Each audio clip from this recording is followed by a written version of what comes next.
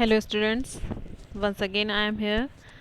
This is the chapter number 3 of class 8th. The book name is Milestone English book. So class, if you watch my first video of this chapter, chapter number 3, Hafiz Mia's The Tailor, then this is the second part of this story. I have left the story from there. ठीक है, आपने यहाँ से हम start करने वाले हैं क्योंकि यहाँ पे मैं आपको बता दूँ, यहाँ पर एक टेलर थे, उनके यहाँ एक पर्सन यंग मैन जो है वो अपना कोट के लिए अपना फैब्रिक देकर जाते हैं. But without taking measurement Hafiz Mian से said to him that come after 3 days for the trial. And that person was very much confused and he thought that how is it possible that without any measurement he will prepare my coat. But still there was a confidence, there was an expertise in his voice of Hafiz Mia. So that person convinced and he was moved on. वहाँ से चले जाते हैं. उनको थोड़ा सा लगा कि हाँ भाई ये एक्सपीरियंस रहे हैं, बोल रहे हैं तो आई होप कि कर ही देंगे, लेकिन फिर भी वो कंफ्यूज तो था कि विदाउट मेजरमेंट कैसे कोट बनेगा मेरा, कुछ समझ नहीं आया उनको. लेकिन उस दिन क्योंकि मैं हाफिज़ मियाँ की थोड़ी सी तबीयत ठीक नहीं थी, short out of short means था यहाँ पे, क्योंकि वो अनवेल बहुत अच्छा फील नहीं कर रहे थे, इसलिए उस यंग मैन को भी लगा कि आज ये मुझे टालना चाह रहे हैं और ये जल्दी से जल्दी चाह रहे हैं कि मैं यहाँ से जाऊँ. तो वो अपनी कार में बैठ के वहाँ से चले जाते हैं. तो आगे नेक्स्ट देखते हैं कि क्या होने वाला है. अर्ली द नेक्स्ट मॉर्निंग, अगली सुबह, I found Hafiz bending over the fabric which was spread on the floor. यहाँ पर ये आई कौन है, मैंने उस फर्स्ट पार्ट में भी बताया, आई जो है वो ऑथर खुद हैं. He is the witness of this particular person, हाफिज़ मियाँ.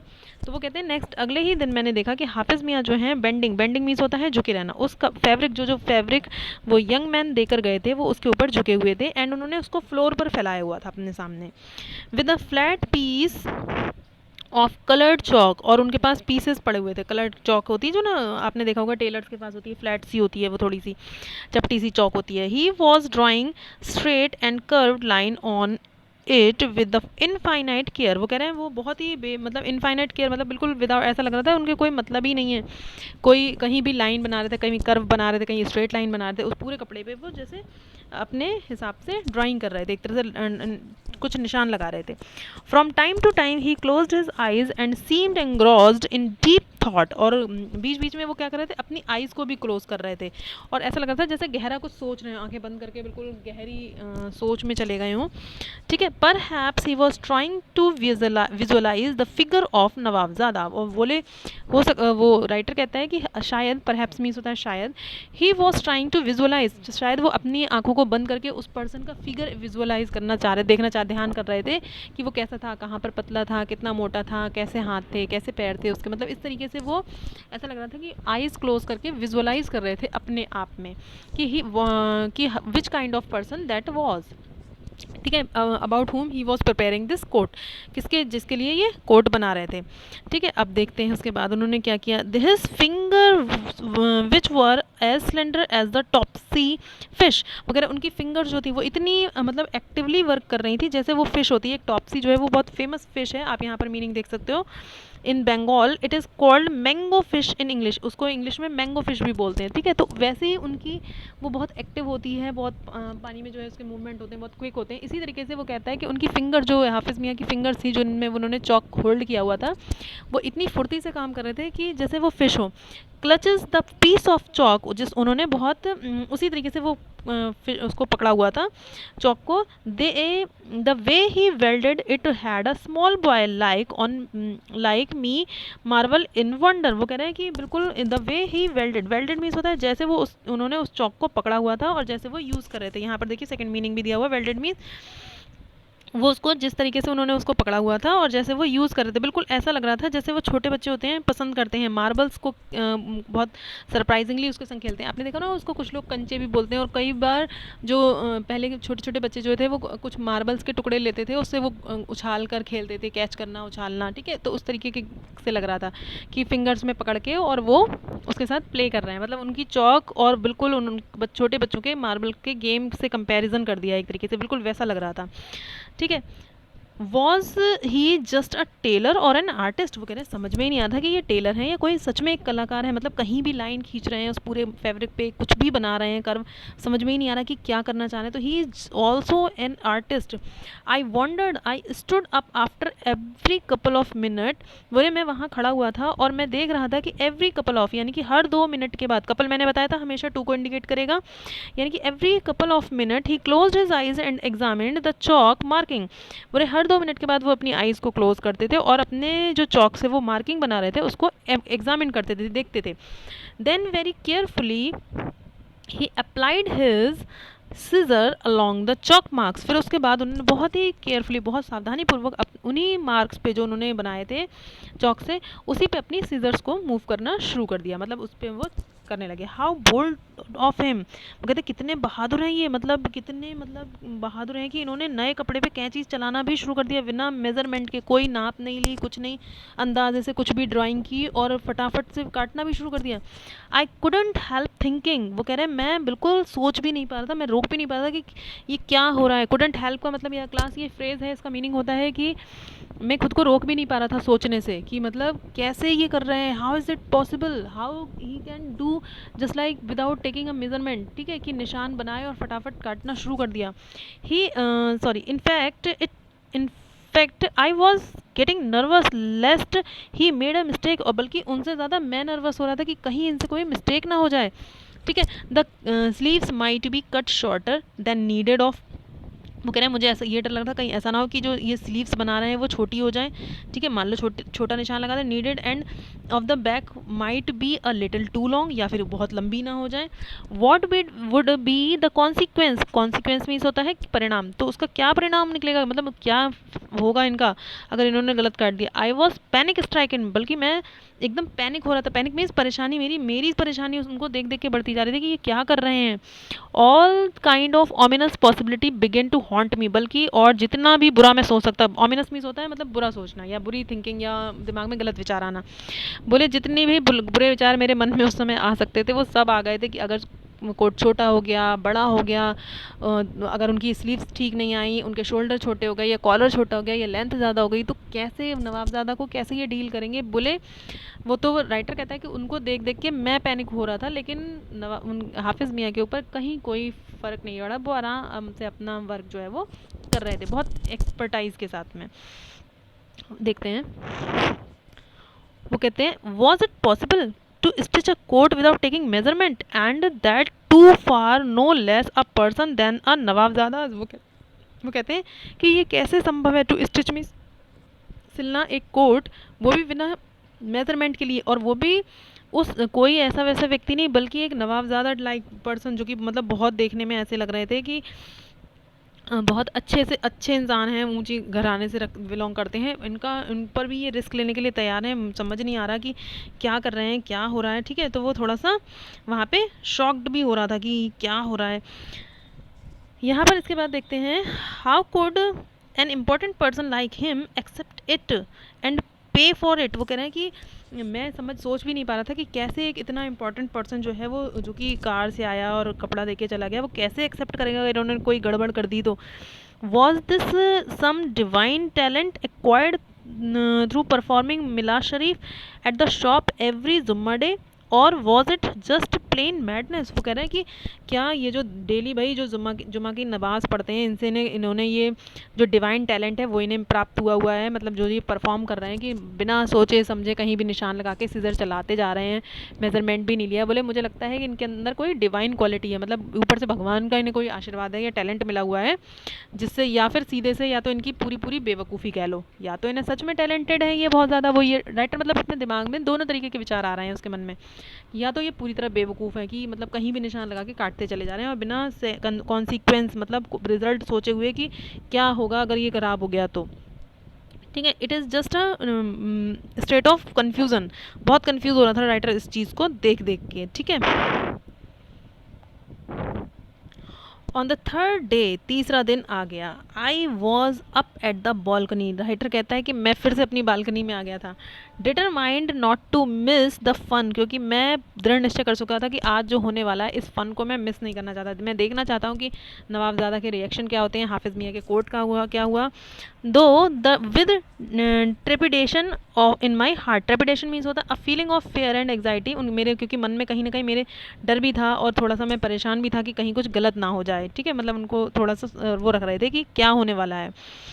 It felt as though it was I who was being put to a difficult test, वो कह रहे हैं मुझे तो ऐसा फील हो रहा था कि जैसे मेरा ही कोई बहुत डिफ़िकल्ट सा टेस्ट होने जा रहा है और मैं अपने अपने आप में अननेसेसरी परेशान हो रहा था, जबकि मेरा ना ही उस कोर्ट से कोई लेना था, ना ही वो कोर्ट मेरा था, लेकिन फिर भी मतलब वो चीज़ें जो मैं अपनी आंखों के सामने विजुअलाइज़ कर रहा था, जो मैंने देखी थी, उन चीज़ों को देख के मैं इतना सरप्राइज्ड, इतना शॉक्ड था कि ऐसा लग रहा था जैसे आज थर्ड डे मेरा खुद का ही कोई डिफ़िकल्ट टेस्ट होने वाला है, इस स्पिरिट से मैं वहाँ खड़ा हुआ था।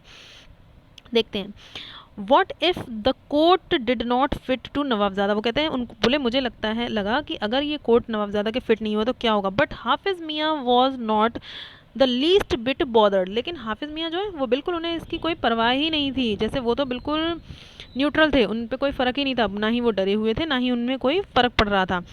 Clad in his blue and brown lungi and dirty pink vest, वो ठीक उसी तरीके से जैसे उनकी वो ब्लू और ब्राउन कलर की लुंगी एक पहने रहते थे वो, और एक गंदी सी पिंक कलर की वेस्ट यानी कि बनियान में घूमा करते थे, वो पहने हुए थे। He sat leaning against the door discussing incomprehensive will details of the pedigree of pigeons with another person, बोले वो तो बिल्कुल वैसे आराम से बैठे हुए थे और उनका डिस्कशन चल रहा था वही पिजन्स, क्योंकि उनको पिजन फ्लाइंग बहुत पसंद थी, तो और जो लोग उनके कुछ दुकान के आसपास आके बैठ जाते थे उनके साथ वो कि कौन सा कबूतर सबसे अच्छा आता है, किसकी क्वालिटी अच्छी होती, इस चीज़ों पे उनकी बातें हो रही थी। उनको बिल्कुल कोई डर नहीं था कि नवाबजादा आने वाले होंगे, उनका कोर्ट कैसा बना है, कोई भी चीज़ नहीं, कोई मन में उनके कोई डर नहीं था, लेकिन ऑथर जो राइटर जो देख रहे थे इनके मन में बहुत डर था, ये घबराए हुए थे कि क्या होने वाला है। ड्यूरिंग सच डिस्कशन ही फॉरगॉट ऑल एल्स, जब वो इस पिजन के हाफिज़ मियाँ का क्या था, जब वो इन पिजन्स के बारे में बातें किया करते थे वो सब कुछ भूल जाते थे क्योंकि ये उन्हें बहुत पसंद था। Even the presence of Nawabzada would not have made any difference, बल्कि अगर नवाबजादा भी उस समय वहाँ का खड़े हो गए तो भी उन पर कोई खास फ़र्क नहीं पड़ा। ठीक है, अब देखते हैं क्या हुआ। The Ford Drew up in due time, जो फोर्ड थी, वो जो कार थी, वो अपने ड्यू टाइम पर वहाँ पर आकर फिर से खड़ी हो गई जो टाइम इन्होंने दिया था।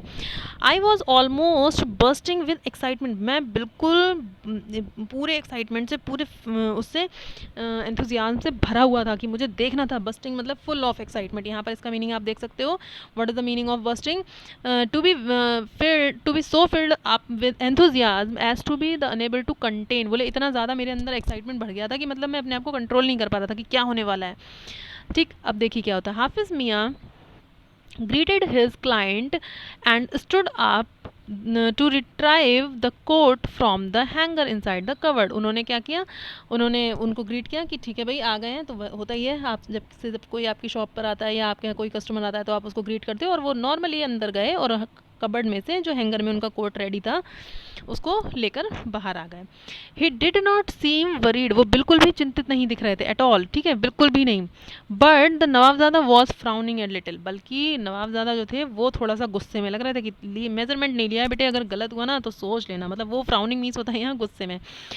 In fact he was looked the little apprehensive, वो बल्कि वो भी थोड़ा सा परेशान से दिख रहे थे, मतलब उनके दिमाग में भी कहीं ना कहीं वो शायद जो डर मेरे था, ऑथर कहता है, वो शायद कहीं ना कहीं उनके भी मन में था। He was made to stand in front of mirror while Hafiz put the coat on him, वो कह रहे हैं जब उन्होंने हाफिज़ मियाँ ने के हाथ में कोट था और उन्होंने नवाबजादा को शीशे के सामने खड़ा कर दिया कि भाई आप अपना मेजरमेंट ट्रायल ले सकते हैं।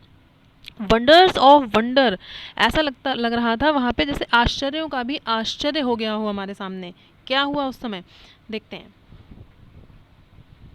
Now you can see the picture, ये उन्होंने उनको ट्रायल के लिए उनको मिरर के सामने खड़ा किया नवाब को, ये हैं हाफिज़ मियाँ यहाँ खड़े हुए हैं, ठीक है। तो कहते हैं ऐसा लगा कि वंडर्स ऑफ वंडर्स, सरप्राइज का भी सरप्राइज हो गया। It was a near perfect fit and the sleeve, shoulder, armpit, everything, वो कोट जो उन्होंने बनाया था वो पूरी तरह से परफेक्ट था, हल्का सा कहीं पे कुछ दिल, वरना नियर परफेक्ट फिट था, बिल्कुल स्लीव ठीक थी, शोल्डर ठीक थे, आर्म पिट ठीक थी, बिल्कुल ठीक थी। There was only a fold on the back, बल्कि बस हल्का सा फोल्ड उन्होंने देना था बैक साइड पे, तो वो उन्होंने क्या किया, जो उनकी बैक साइड थी वो हल्का सा कहीं पे फोल्ड देना था। Nawabzada was so surprise, Nawabzada बहुत सरप्राइज हो गए इसको देख के। He could not believe his eyes, उनको अपनी आंखों पर भरोसा नहीं हुआ, यानी कि वो ट्रस्ट, जो वो देख रहे थे उसको ट्रस्ट नहीं कर पाते कि ओ माय गॉड, इन्होंने बिल्कुल कहीं से कहीं तक मेरा कोई मेजरमेंट नाप नहीं लिया था, और फिर भी इतनी फिटिंग, इतनी सेम स्लीव, सेम आर्मपिट, मतलब आर्मपिट या मतलब टाइट नहीं हो रहा था कहीं भी, ये अपनी बाहों के नीचे इसको बोलते हैं आर्मपिट, ठीक है, कहीं भी वो लूज टाइट उनको कुछ नहीं समझ, सिर्फ बैक साइड में हल्का सा कहीं एक फोल्ड कम था, तो उन्होंने क्या किया, he stood frozen like statue, वो बिल्कुल जैसे स्टैचू की तरह जम गए हो, फ्रोजन मीन्स जम जाना, और खड़े हो गए थे इन फ्रंट ऑफ द मिरर, शीशे के सामने, और खुद को देखकर बिल्कुल सरप्राइज थे। इतना बड़ा अचंभा उन्होंने कभी सोचा भी नहीं था कि ऐसा हो सकता है। ठीक है, अब देखिए, for me it was the eighth wonder of the world, बोले ये मेरे लिए दुनिया का आठवें अजूबे से कम नहीं था। क्यों, कि कैसे एक इंसान बिना मेजरमेंट के इतना इतना सही शेप, इतना सही साइज सिल सकता है। मीन वाइल उस्ताद Hafiz Mian drew some sign like algebraic symbol on the coat and placed pins on the mark spots, उन्होंने फिर अपने वो जो बैक में थोड़ा सा कहीं पे उनको हल्का सा लग रहा था, तो उन्होंने उस पर हल्के से एल्जेब्रिक कुछ सिंबल बनाए और वहाँ पे पिन लगा दी। ठीक है, उन स्पॉट्स पे पिन लगाकर छोड़ दिया। फिर क्या किया, then he, wait a minute, then he gave some instruction to his son, फिर उन्होंने थोड़े से कुछ इंस्ट्रक्शन दिए अपने बेटे को कि हाँ यहाँ से हल्का सा एक टाइट कर दो, होता है ना कभी कभी हम लोग टेलर्स के यहाँ जाते हैं तो ये कहते हैं वो बेटा यहाँ पे एक सिलाई और चला दो, यहाँ पे लूज है तो हल्का सा बस एक कर दो, बस फिनिशिंग दे दो, खत्म। The Nawabzada was still too stern to speak, Nawabzada अभी भी इतने शॉक्ड थे कि वो कुछ भी कहने की कंडीशन में नहीं थे कि इतना अच्छा कोट बिना किसी नाप के कोई कैसे सिल सकता है। Finally he proceeded to the car, अंत में वो अपनी कार की तरफ बढ़ गए। जस्ट बिफोर गेटिंग इन, अंदर जाने से पहले ही पॉज्ड टू अ टर्न, और वो रुके और मास्टर टेलर की तरफ उन्होंने देखा। ठीक है, फेंट स्माइल, और हल्की सी स्माइल की उनके लिप्स पे, एंड ममल्ड हिमसेल्फ, कमाल कमाल, गजब गजब, और ऐसा लगा जैसे उन्हें अपने मन में ही बुदबुदाया, क्या कमाल कर दिया भाई इस टेलर ने, मास्टर हैं ये तो, और गजब का काम किया है। ठीक है, आफ्टर अ कपल ऑफ, फिर से यहाँ पे ये वर्ड आ रहा है कपल ऑफ आवर, सॉरी यहाँ पर एक वर्ड आया है after a couple of hours, मतलब फिर वो 2 घंटे के बाद, the coat neatly folded and pressed was sent to the Nawab's palace through the Milan son, Milan ने अपने बेटे के हाथों वो बिल्कुल फोल्ड किया अच्छे से, वो कोट को प्रेस किया और नवाबजादा के पैलेस यानी कि उनके महल पर पहुंचवा दिया।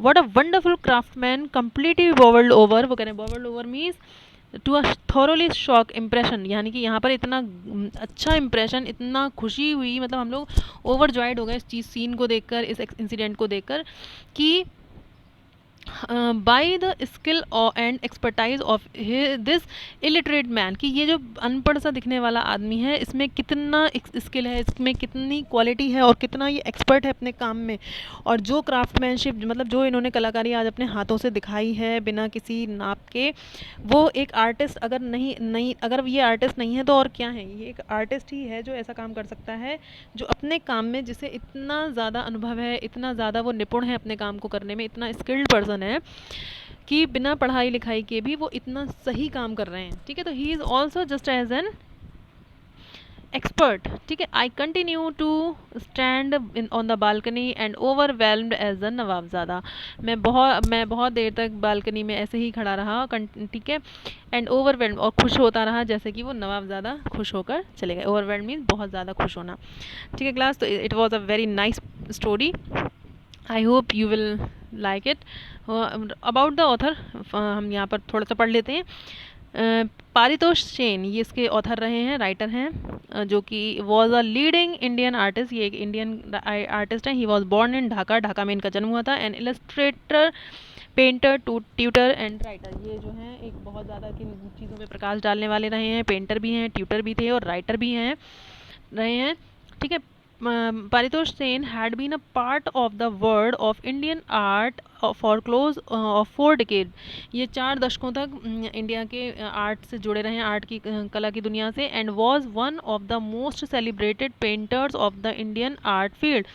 और इंडियन आर्ट फील्ड में पारितोष सेन जो है वो बहुत ज़्यादा फेमस रहे हैं, सेलिब्रेटेड पर्सन रहे हैं. He was also a major author in Bengali. Bengali में ये बहुत बड़े राइटर भी रहे हैं, बंगाली में भी ये लिखते थे.